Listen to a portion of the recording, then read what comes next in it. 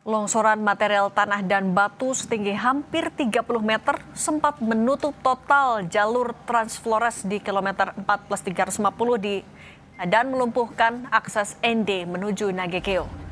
Balai Pelaksanaan Jalan Nasional NTT menerjunkan 3 alat berat untuk membersihkan material longsoran.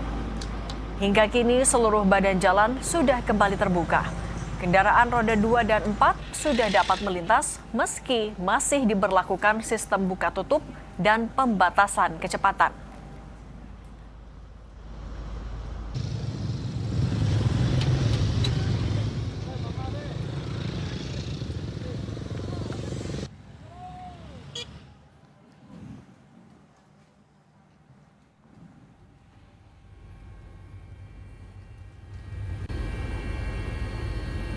Bantuan dampak gempa bumi di Nusa Tenggara Timur terus dikirim.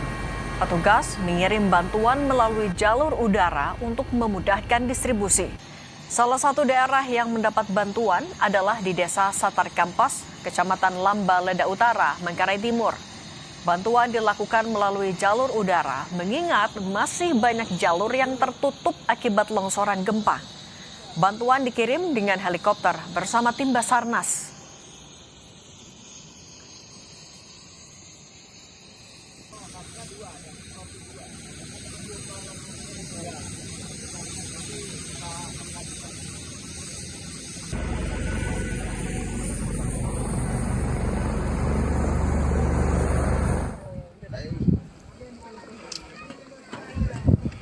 Hampir sepekan pasca gempa bermagnitudo 7,7 yang melanda Nusa Tenggara Timur, sejumlah warga mulai mendapat bantuan.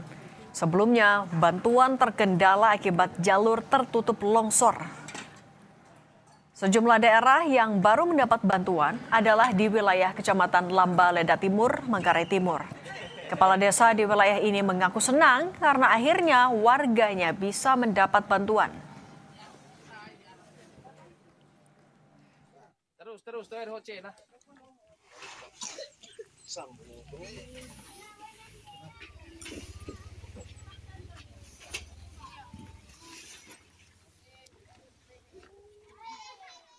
Saya Beribertus Jatu, Kepala Desa Arus, Kecamatan Lamba Leda Timur, Kabupaten Manggarai Timur, mengucapkan terima kasih kepada Kompas TV yang telah memberitakan keadaan warga Desa Arus yang tertimpa bencana gempa 15 Agustus 2026.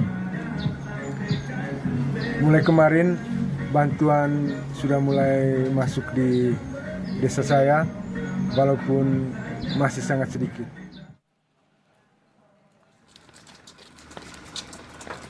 Tak hanya mengirim logistik di daerah terisolasi pasca gempa bermagnitudo 7,7 di Nusa Tenggara Timur, petugas juga mengevakuasi korban menggunakan helikopter. Korban yang dievakuasi diantaranya berada di daerah Lamba Leda, Manggarai Timur, Nusa Tenggara Timur. Ada 4 korban yang akan dievakuasi melalui jalur udara. Korban terdampak gempa ini akan dibawa ke RSUD Komodo untuk mendapat penanganan lebih lanjut.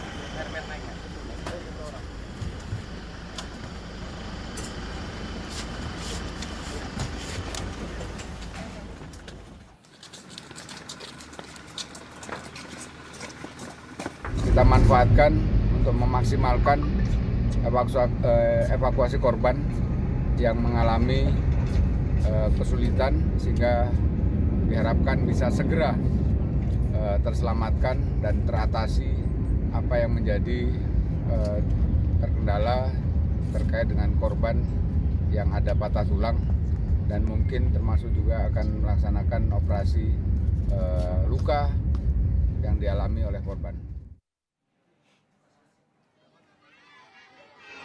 Wakil Presiden Gibran Rakabuming mengunjungi posko pengungsian di Kampung Waso, Kabupaten Manggarai Timur. Wapres langsung berdialog dengan para pengungsi. Ia berjanji akan membantu kesulitan mereka, baik itu terkait rumah yang rusak maupun pendidikan anak-anak pengungsi. Selain itu, Gibran juga berbincang dengan staf desa Satar Kampas. Kepada staf desa, Wapres meminta kebutuhan warga pengungsi segera didata.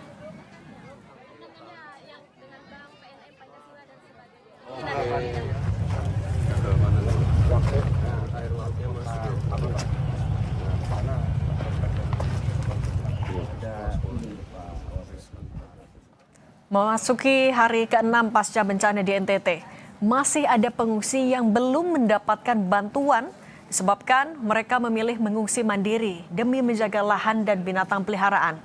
Berikut liputan jurnalis Kompas TV Jona Hamonangan dan juru kamera Muhammad Andika dari Dusun Aloripit, Kabupaten Nagekeo, NTT.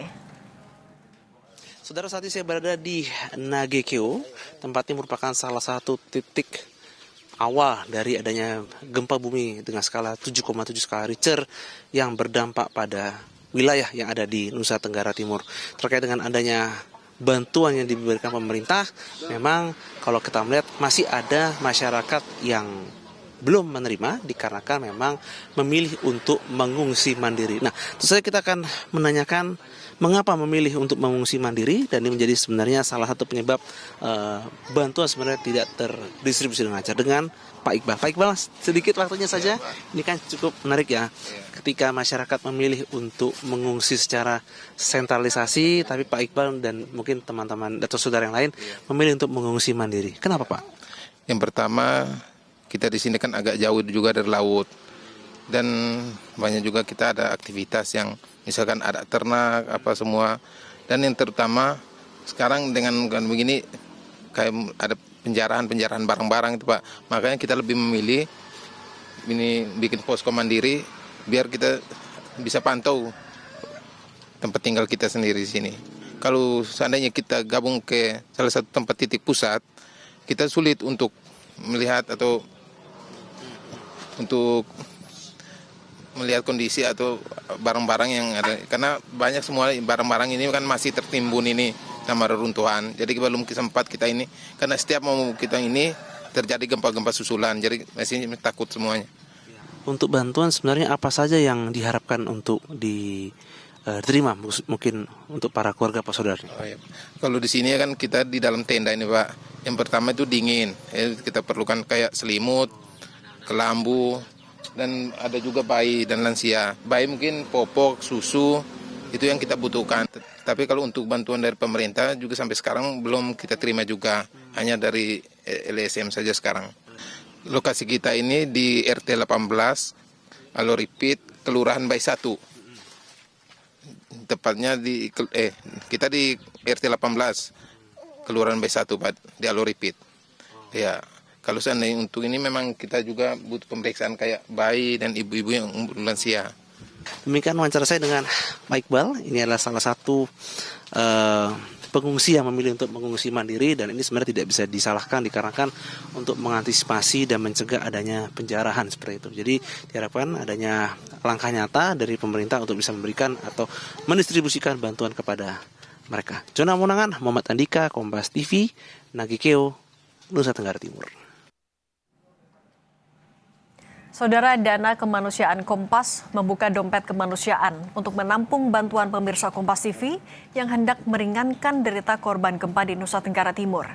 Bantuan dapat ditransfer ke rekening Yayasan Dana Kemanusiaan Kompas di rekening BCA dengan nomor 0123 021433 atau lewat kris dengan memindai kode QR di pojok kanan layar. Kami masih akan kembali di informasi akibat kebakaran hutan di Kalimantan. Sejumlah orang hutan dievakuasi karena kondisi yang berbahaya bagi kesehatan dan keselamatan orang hutan.